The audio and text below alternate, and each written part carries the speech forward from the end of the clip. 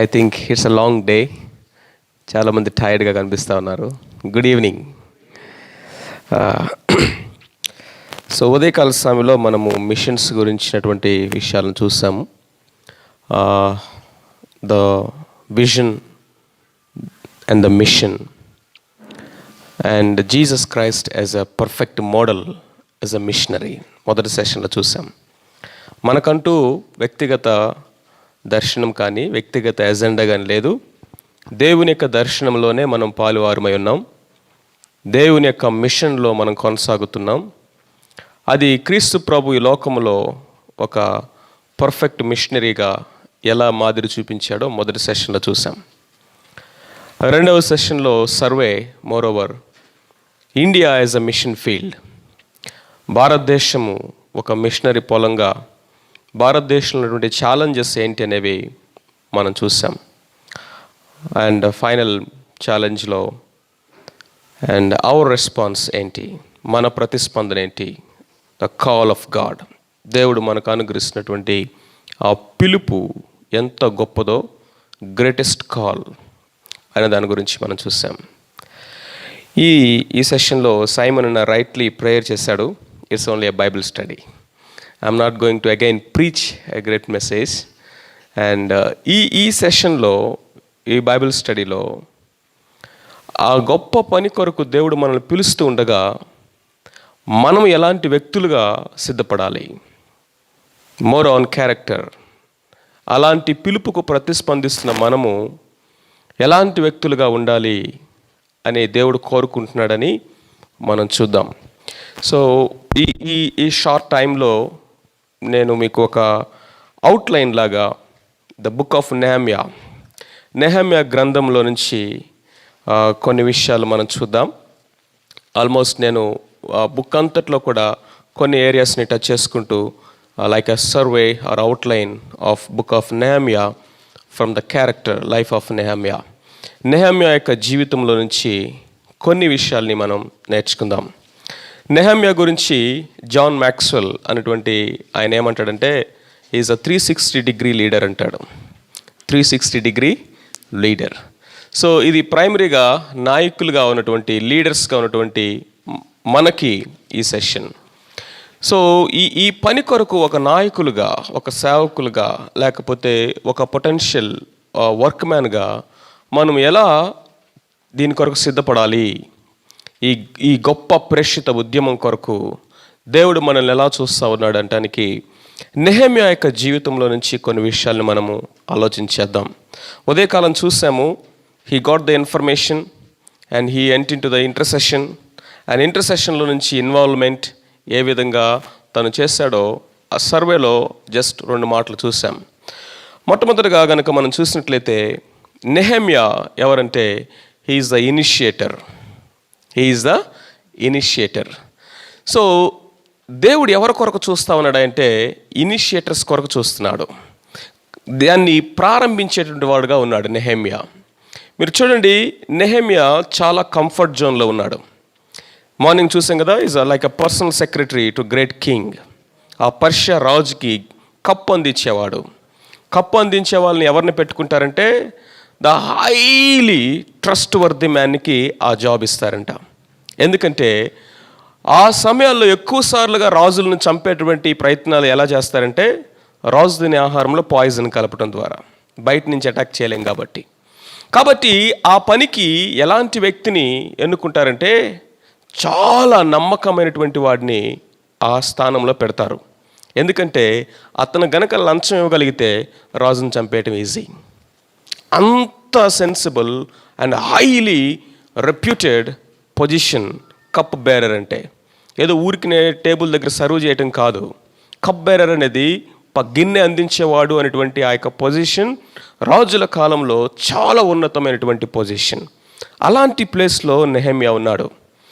ఈ మంత్రి గారు కలవలేకపోవచ్చు, సేనాధిపతి కలవలేకపోవచ్చు, కానీ ప్రతిరోజు రాజును కలిసేది ఎవరంటే నెహమ్యా రాజుకి అతి సమీపంగా ఉన్న వ్యక్తి. ఇన్నర్ కోర్ట్లో ఉంటాడు, మోస్ట్ సెక్యూర్డ్ ప్లేస్లో ఉంటాడు, రాజుకు అతి సమీపంగా ఉంటాడు. ప్రతిరోజు రాజు ముఖాన్ని చూసే వ్యక్తిగా నెహమ్యా ఉంటాడు. అంటే ఒక మాటలో చెప్పాలంటే తన job always with the king.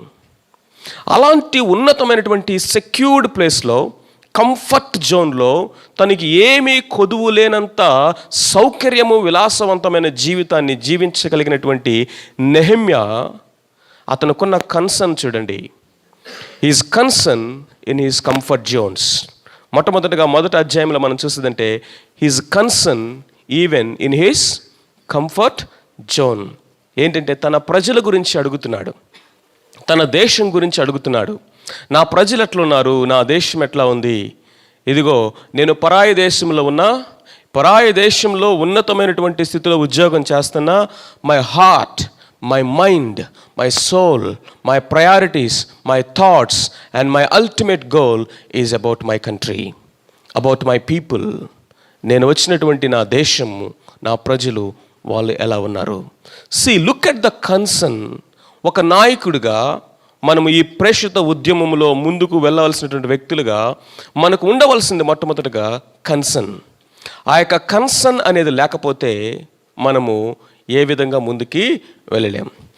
So ఉదయం చెప్పబడినట్లుగా చాలామంది ఏం చేస్తారంటే ఇన్ఫర్మేషన్ తీసుకొని అక్కడితో ఆగిపోతారు.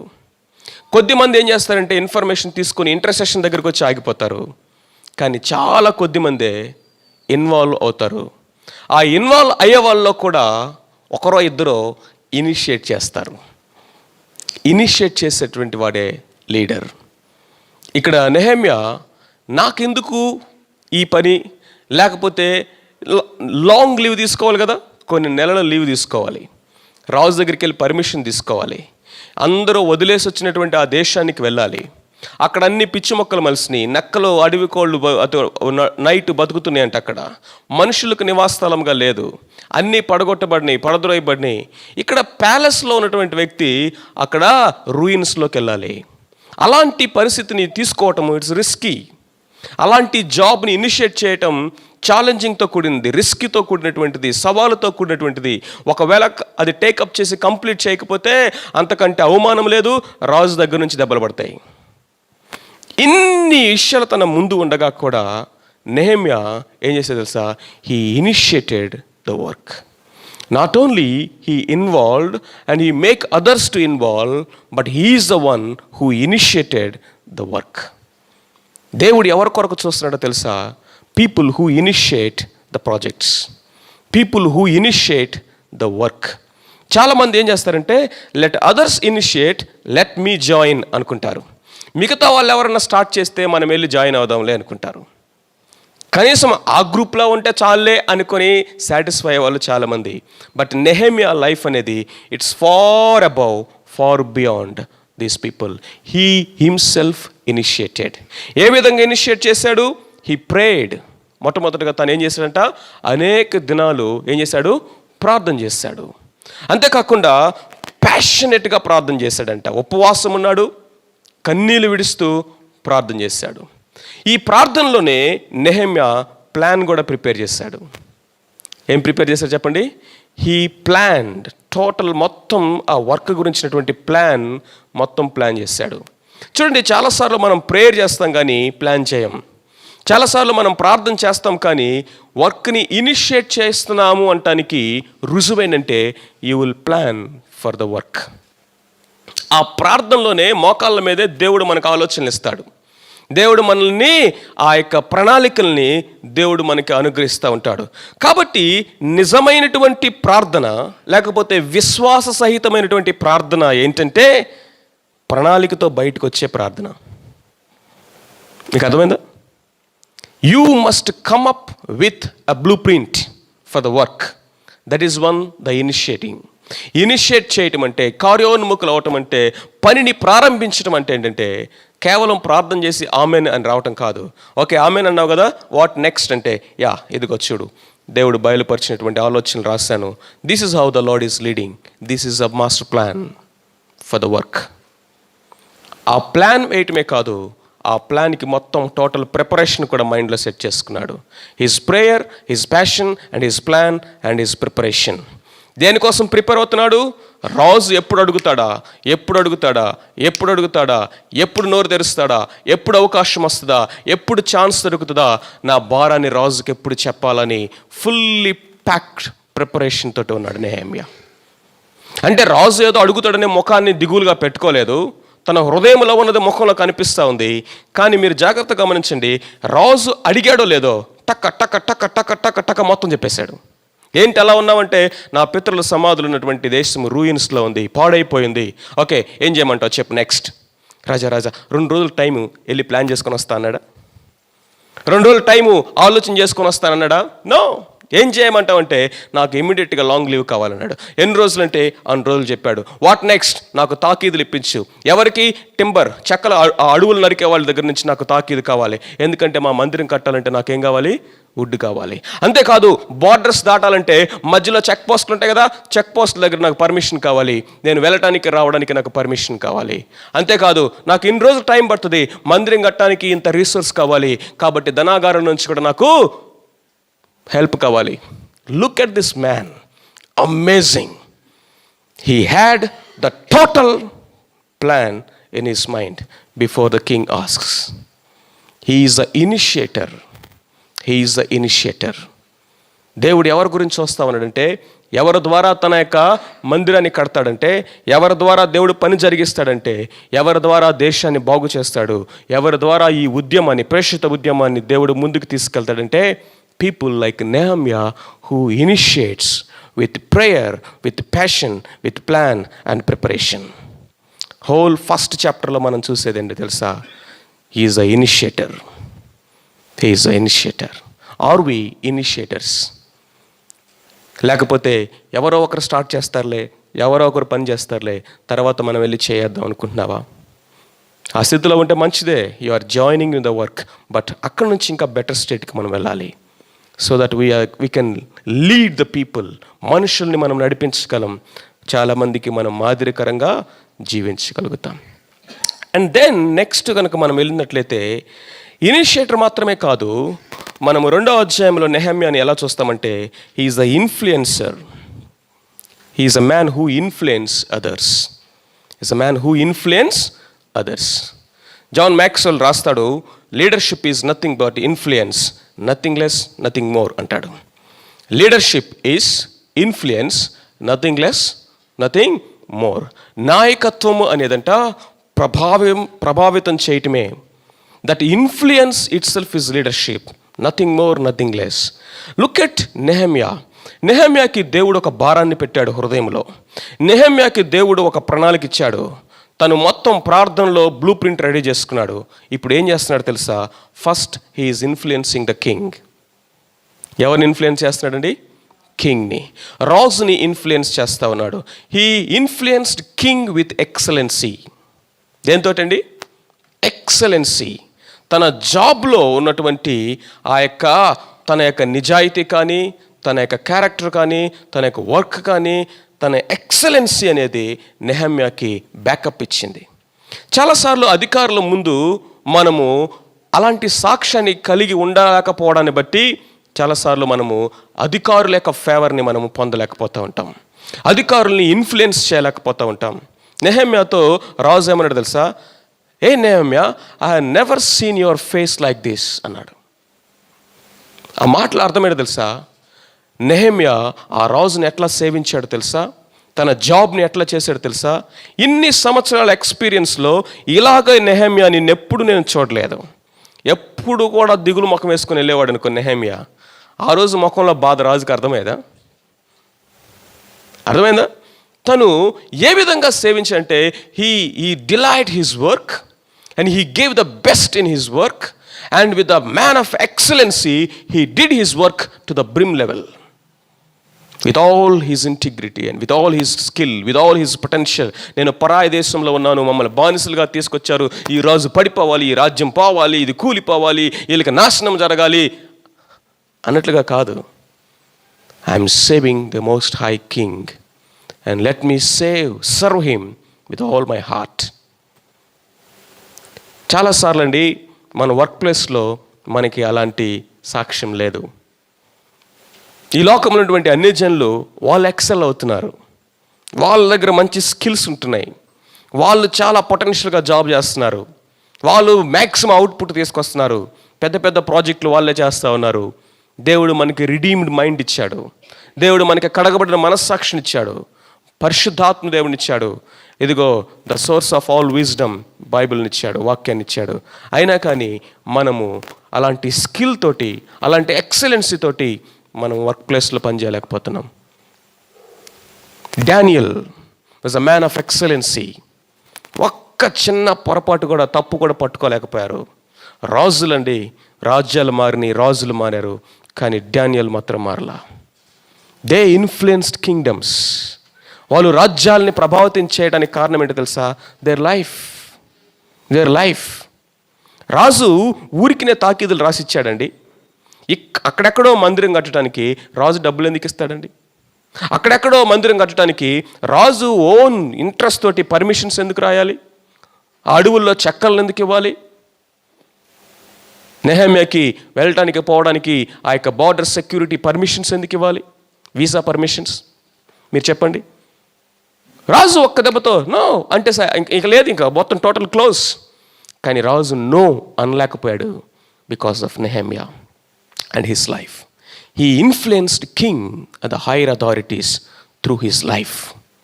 Not only the king but he influenced his people also. ఆ తర్వాత ఒంటరిగా వెళ్ళాడు ఎక్కడికి? జెరూసలేంకి. అక్కడికి వెళ్ళి ఒంటరిగా ముందు ఏం చేశాడంట? స్పై చేశాడు. ఆ ల్యాండ్ మొత్తాన్ని కూడా తిరిగి చూశాడు. అంటాడు, దేవుడు నా హృదయంలో పెట్టినటువంటి ఈ భారాన్ని నేను ఎవరితోటి చెప్పలేదు. నాతో ఉన్నటువంటి గాడిద తప్ప నేను వెళ్ళిన ప్లేసులు కానీ, నేను తిరిగిన స్థలాలు కానీ ఎవరికీ తెలియదు. ముందు వెళ్ళి మొత్తం సర్వే చేసి వచ్చాడు. సర్వే చేసి వచ్చిన తర్వాత కీ పర్సన్స్ అందరినీ గ్యాదర్ చేశాడు. కీ పర్సన్స్ అందరినీ గ్యాదర్ చేసి ఏ విధంగా దేవుడు తనకు ఆ భారాన్ని పెట్టాడు, ఏ విధంగా ఆయన ప్రార్థన చేశాడు, ఆ ప్రార్థన చేసినప్పుడు ఏ విధంగా రాజు తన యొక్క ఫేవర్ని, అనుగ్రహాన్ని చూపించాడు, ఆ సర్వోన్నతుడైనటువంటి దేవుని హస్తము నెహెమ్యాకి ఇప్పటివరకు ఎలాగో తోడుగా ఉండి నడిపించింది. ఇవన్నీ చెప్పిన తర్వాత ఇప్పుడు మీరు చెప్పండి మనం ఏం చేద్దాం అన్నాడు. ఏం చేయాలో కూడా నెహెమ్యా చెప్పలా. ఇప్పుడు మీరు చెప్పండి మనం ఏమీ చేద్దాం. ఆ ప్రజలందరూ ఏమన్నారు తెలుసా? మనం మరలా కట్టుదాము రండి అన్నారు. Look at this man, how he is influencing the people and building the team. Nehemiah ఎవరో తెలుసా? Is a man of team worker. తనకు తెలుసు తన లిమిటేషన్స్ ఏంటో, తనకు తెలుసు ఒంటరిగా నేనేమీ చేయలేనని. నాకు ఒక టీం కావాలి, ఈ టీంని బిల్డ్ చేసుకోవాలి. యూనో, దేవుని పని ఎప్పుడు కూడా ఒక్కరు చేసే వన్ మ్యాన్ షో కాదండి. మిషన్స్ అనేది ఒక్కరు చేసేది కాదు. సంఘం అనేది ఒక్కరి చేత కట్టబడేది కాదు. సంఘ పరిచర్య బాధ్యతలు అనేవి వీ నీడ్ ఎ టీమ్. ఇప్పుడు ఆ టీంని బిల్డ్ చేసుకోవటంలోనే లీడర్ యొక్క కెపాసిటీ ఆధారపడి ఉంది. Not only the capacity but also credibility. Credibility అంటే ఏంటంటే, ఇప్పుడు నెహెమ్యా ఒక మాట చెప్తే వీళ్ళందరూ రెడీ అయిపోతున్నారు. తన మీద ఉన్నటువంటి రెస్పెక్ట్, నమ్మకం, అథారిటీని యాక్సెప్ట్ చేయటం, దీన్ని ఏమంటారంటే క్రెడిబిలిటీ అంటారు. Nehemiah is a leader of total credibility. ఎందుకో తెలుసా? He influenced king with excellency, he influenced people with integrity and his life. Is a man of influence. మనం ఉన్న స్థలాల్లో మనం ఇన్ఫ్లుయెన్స్ చేస్తున్నామా? ప్రభు అన్నాడు, you are the salt of the earth and you are the light of the world. ఈ లోకానికి మీరు వెలుగై ఉన్నారు, ఈ లోకంలో మీరు ఉప్పు అయి ఉన్నారు. దాని యొక్క మీనింగ్ ఏంటో తెలుసా? You must be the people of influence. Light has its influence, salt has its influence. అందుకనే ప్రభు అన్నాడు తెలుసా, ఉప్పు తన సారాన్ని పోగొట్టుకుంటే అది బయట పారబోయబడి కాళ్ళతో త్రక్కబట్టు తప్ప మరి దేనికి పనికిరాదు. అంటే దాని అర్థం ఏంటో తెలుసా? When my people lose their influence, they're good for nothing in the world. The world is full of darkness, that's why they need light. The world is decaying, that's why they need salt. They need preservative effect, because it is decaying, preservation kavali. That's why we are the salt to influence from decaying. చెడిపోకుండా, కుళ్ళిపోకుండా, పాడైపోకుండా పచ్చళ్ళకి మనం ఏం చేస్తాం? Salt add చేస్తామే, preservation. The world is decaying, it needs salt. And you are the salt, I am the salt. We need to influence with our life. The world is in darkness and confusion. They need direction. And you and I are the light. Salt and light, these metaphors, means influence in the world.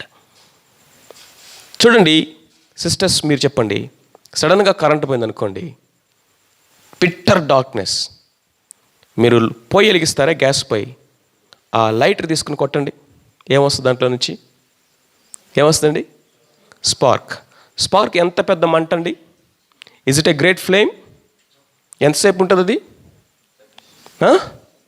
Not even a second కదా, just like that. కానీ ఆ spark నీకు నాకు మనందరికీ ఏం చెప్తుంది తెలుసా?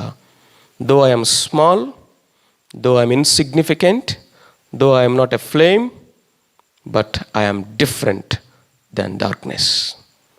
నేను ఏ చీకటితో కలిసిపోవట్లేదు, నేను వెలుగునే.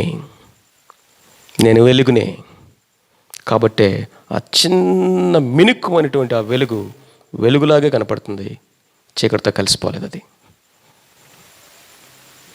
ఓకే, మనం డిఫరెంట్గా ఉండడానికి పెద్ద మంటగా ఉండాల్సిన అవసరంలా. If you are light, you are different from the darkness. If you are salt, you are different in the world. You will make difference. Nehemiah life is a different life. Nehemiah influence చేస్తున్నాడు ప్రజల్ని, తన life ద్వారా influence చేస్తున్నాడు. అందుకే ఎవరో ఒక ఆయన అన్నాడు, లైఫ్ స్పీక్స్ లౌడర్ దాన్ లిప్స్. లైఫ్ స్పీక్స్ లౌడర్ దాన్ లిప్స్. మన జీవితమే మన యొక్క మాటల కంటే పెద్దగా మాట్లాడుతుందంట. అందుకనే నెహెమ్యా జీవితంలో మనం చూసినట్లయితే ఈజ్ ఎంకరేజింగ్ పీపుల్. ఏ విధంగా అంటే తను దేవుని గురించి, దేవుని సంకల్పాలన్నీ చెప్తున్నాడు. ఇది నా ప్లాను, ఇది నా ఆలోచన, ఇది నాకు వచ్చిన తలంపు అంటలా, ఇది దేవుడిచ్చాడు, ప్రభు నడిపిస్తున్నాడు. ఆయన కృపాహస్తము, ఆయన యొక్క ఫేవర్ ఏ విధంగా నడిపించిందో గాడ్ సెంటర్డ్ ఇన్ఫర్మేషన్ ఇస్తున్నాడు. This is my plan and we are going to do it and I'm going to the leader. No. See how God is moving people. My friends, look at how God is moving us and how can we be silent? That's a motivation. That's an encouragement. And not only that, his experiences, he is sharing his experiences. Encouragement lo experiences add అవ్వాలి. ఆ experiences, రాజు దగ్గరికి ఎలా వెళ్ళాడు, రాజు ఎలా ఒప్పుకున్నాడు, ఇదిగో దేవుడు ఎలాంటి అట్మాస్ఫియర్ క్రియేట్ చేశాడు, అనుకూలతలు ఎట్లా ఇచ్చాడు, ఆ ఎక్స్పీరియన్సెస్ అన్నీ చెప్తా ఉన్నాడు. And then they started working as a team. ఒక టీం. జాగ్రత్తగా వినండి, ఇక్కడ ఇంకొక మాట చెప్పి నేను ఫాస్ట్గా ముందుకు వెళ్తాను. సేటన్ ఎక్కువగా అటాక్ చేసేది ఎక్కడో తెలుసా? The unity of the team. The unity of the team. ఆ యొక్క సహకారులుగా ఉన్నటువంటి ఆ యొక్క బృందాన్ని వాడు చెదరగొట్టడానికి ట్రై చేస్తాడు. మనస్పర్ధలు, మిస్అండర్స్టాండింగ్, ఈగోస్, లేకపోతే what else, he can bring anything. And వాడు గనక టీంని చెదరగొట్టడంలో సక్సీడ్ అయ్యాడా, వర్క్ని ఆపేయటంలో సక్సెస్ అయినట్లే, దేవుని పనిని పాడు చేయటంలో వాడు సక్సీడ్ అయినట్టే. కాబట్టి నాయకులుగా, లీడర్స్గా మనం ఎప్పుడూ కూడా అట్మోస్ట్ కేర్ దేని విషయంలో తీసుకోవాలి తెలుసా? Unity of the team.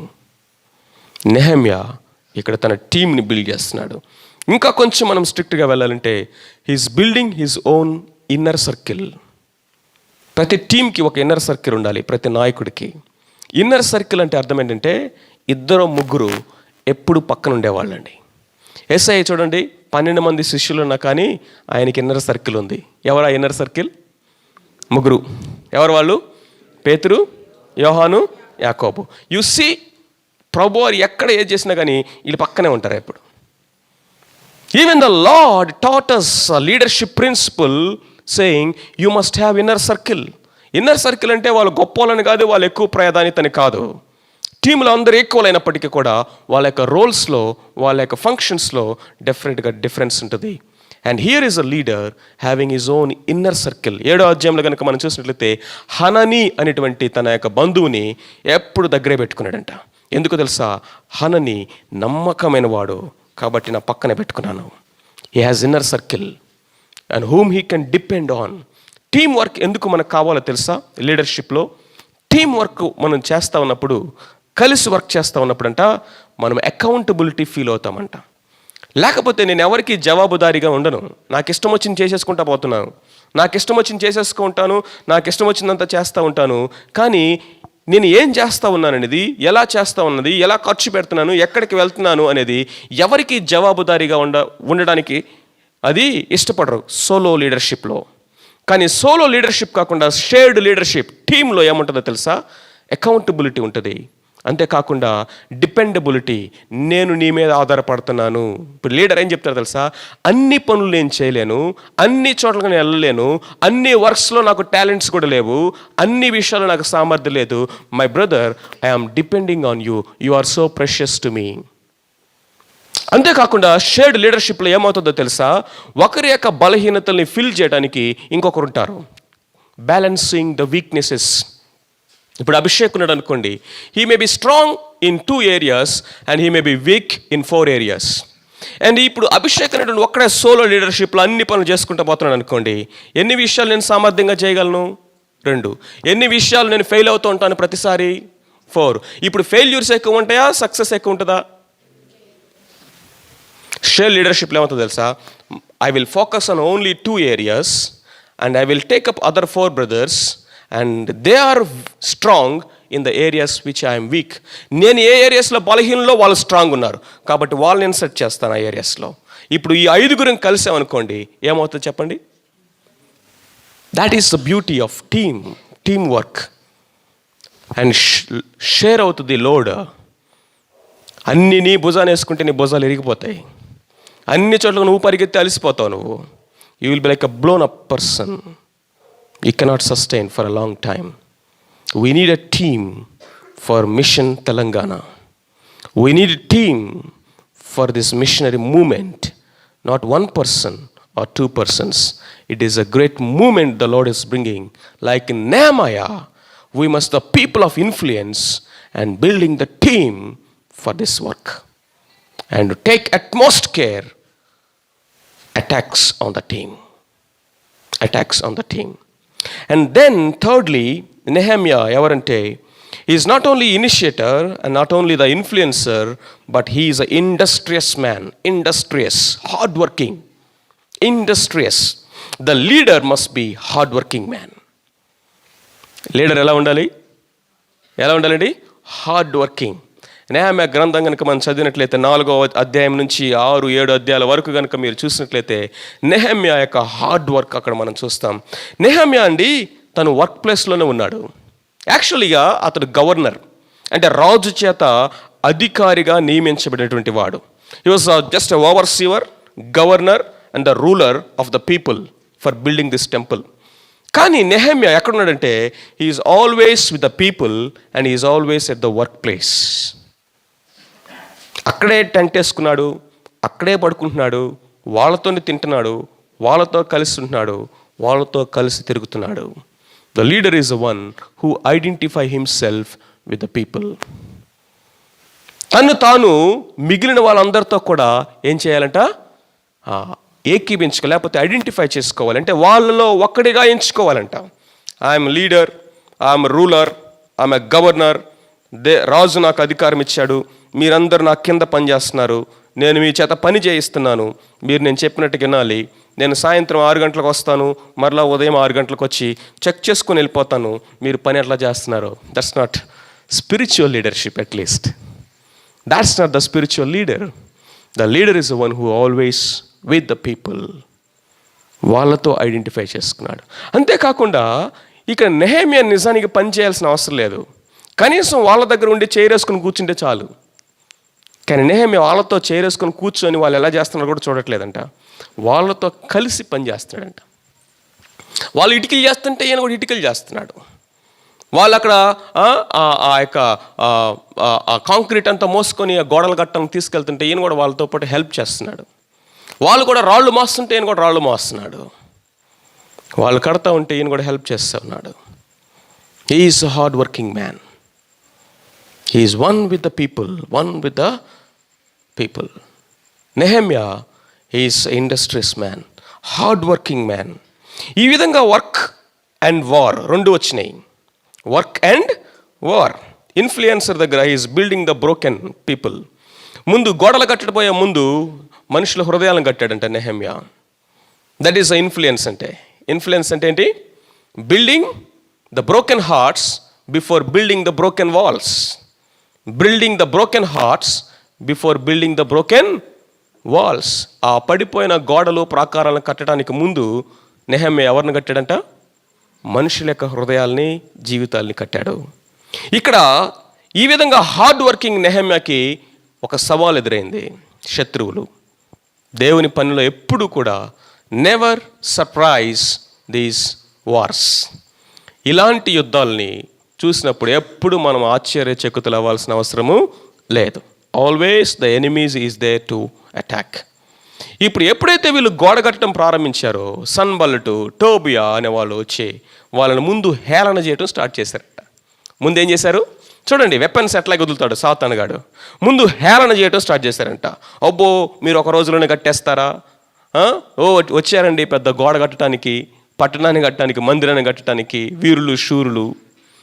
సన్నబల్లెట్ అనేవాడు అంటాడంట, ఈ కట్టే గోడ మీద నక్క ఎగిరితే గోడ పడిపోద్ది అన్నాడంట. ఏంటంట? నక్క ఎగిరి దూకితే చాలు వీళ్ళు కట్టే గోడలు పడిపోతాయి. ఫస్ట్ మోకరి, వాళ్ళు ఎగతాళి చేయటం, హేళన చేయటం స్టార్ట్ చేశారు. ఆ తర్వాత వీళ్ళు వర్క్ ఆపకుండా ప్రార్థన చేయటం స్టార్ట్ చేశారు. రెండవది, ఈ హేళనకి వీళ్ళు లొంగపోయేసరికి రెండవ స్ట్రాటజీ ఉపయోగించాడు. ఈ రెండవ స్ట్రాటజీ అంటే వాళ్ళని భయపెట్టడం. ఏంటి?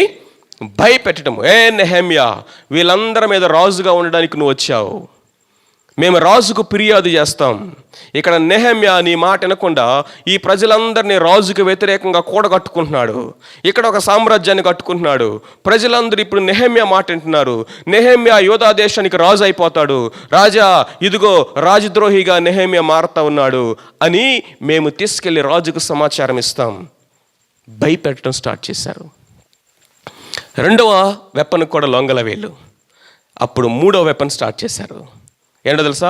సన్బల్లటు, టోబియా, అరబీయులు, ఇంకా చుట్టుపక్కల ఉన్నటువంటి అన్యులు, ఇంకా అనేక మందిని కూడగట్టుకొని మూడవ స్ట్రాటజీ యుద్ధం చేయడానికి వచ్చారు. డైరెక్ట్ వార్ వెపన్స్ తీసుకొని వచ్చారు. మొట్టమొదటిది మోకరి, అవహేళన చేశారు, ఎగతాళి చేశారు, వీళ్ళు లొంగల. రెండోది రాజు దగ్గరికి వెళ్ళి ఫిర్యాదులు చేస్తామని భయపెట్టారు, లొంగల. మూడోది డైరెక్ట్ అటాక్ చేశారు, దానికి లొంగల. ఎందుకో తెలుసా? నెహెమ్యా ఎంత స్ట్రాటజిక్ పర్సన్ అంటే వాళ్ళని యుద్ధం చేయడానికి, గోడలు కట్టడానికి రెండింటికి రెడీ చేశారు. సగం మందిని కట్టే వాళ్ళు సగం ఆగండి, సగం మంది కట్టండి, మిగతా వాళ్ళు ఏం చేయాలి? గ్యాప్స్లో నిలబడండి, ఆయుధాలు పట్టుకోండి.